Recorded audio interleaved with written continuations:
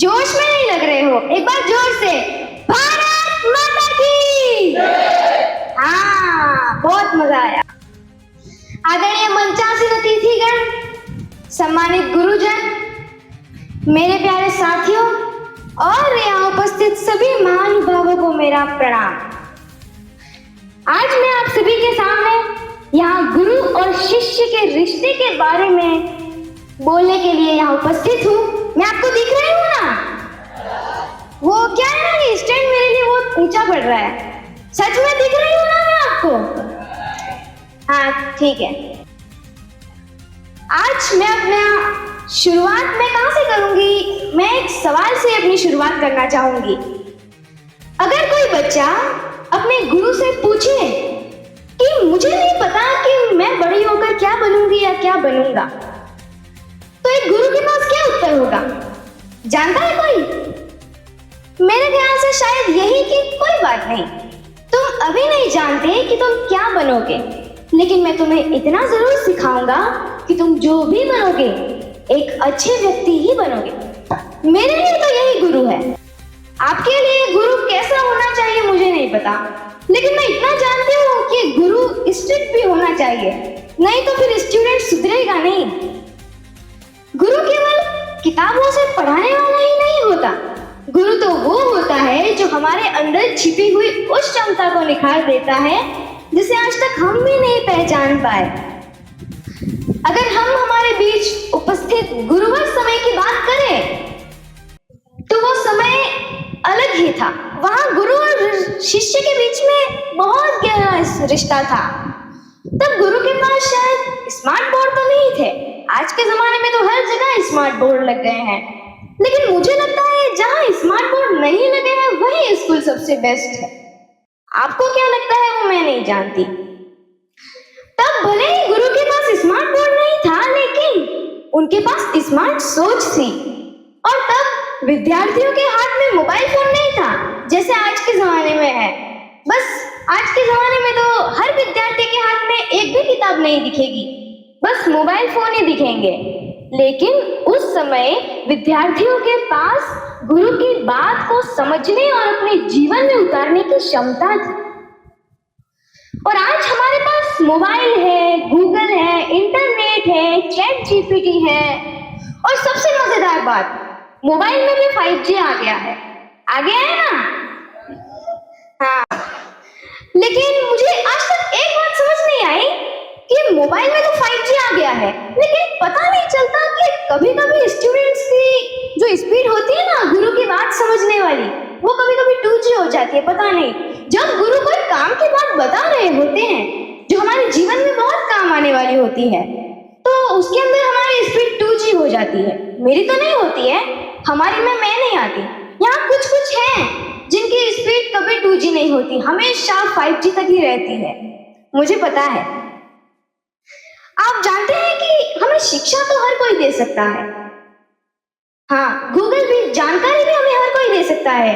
Google है, chat GPT है, Google Gemini भी आ गई है, वो भी हमें जानकारी दे सकती है।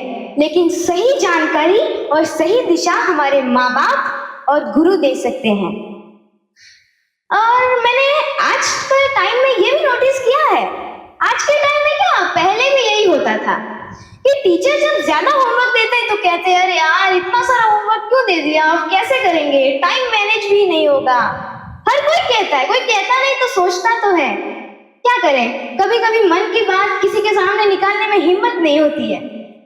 लेकिन मैं तो कभी ऐसा नहीं सोचती, क्योंकि मुझे पता है कि जिंदगी का सबसे बड़ा होमवर्क सिर्फ नोटबुक में नोट करना ही नहीं होता। जिंदगी का सबसे बड़ा होमवर्क होता है जो गुरु सिखाते हैं, हम दूसरों से कैसा व्यवहार रखते हैं। आज के जमाने में तो व्यवहार भी बहुत बदल गए हैं। पहले तो संस्कार जो थे वो बहुत अलग ही थे। मैं जानती हूँ आप में से यहाँ बहुत सारे लोग हैं जो ये नहीं जानते कि व्यवहार कैसे रखना पड़ता है, हम अपनी गलतियों से क्या सीखते हैं, और हम सफलता प्राप्त करने के बाद कितने विनम्र रहते हैं। विनम्र रहना चाहिए, सफलता प्राप्त हो जाती है उसके बाद। सच्चा शिष्य वो नहीं होता जो सिर्फ गुरु की बात को सुन ले। सच्चा शिष्य तो वो होता है जो गुरु की बात को अपने जीवन में भी उतारे। आप उतारते हो अपने जीवन में? इसका सबसे अच्छा एग्जाम्पल है हिंदी। जैसे हिंदी का कोई टीचर है, वो आपको पढ़ा रहा है, उसके लेस चैप्टर का नाम गिरिधर कविराय की कुंडलियां। जानते हैं ना आप सभी गिरिधर कविराय को? कुछ लोग जानते हैं, कोई बात नहीं, जो नहीं जानते हैं वो भी। तो उसमें ये पढ़ा रहे हैं, पहली पंक्ति ये है कि बिना विचारे जो करे सो पाछे पछताए, काम बिगाड़े आपनो जग में होत हंसाए। ये आपको पढ़ा रहा है आपके कक्षा में गुरु, और आप वहां ध्यान भी दे रहे हो, आपने सब कुछ रिमेम्बर भी कर दिया। अगर टीचर आपके बारे में आपको उसके बारे में कुछ पूछेगा, आपने बता भी दिया, और फिर जैसे ही बेल बज गई, बैग पैक कर दूसरी सब्जेक्ट निकाल दी। लेकिन ये नहीं सोचा कि इस बारे में हम गुरु के पास जाकर उसका डिस्कस करें कि क्या हम इसे अपने जीवन में उतार सकते हैं। अगर उतार सकते हैं तो कैसे उतार सकते हैं? डिस्कस तो करना पड़ता है ना गुरु के साथ डिस्कस तो करना ही पड़ता है, क्योंकि गुरु ही वो होता है जो हमें सही दिशा पर ले जाता है। और आजकल के जमाने में तो क्या है, सबको जलन होती है।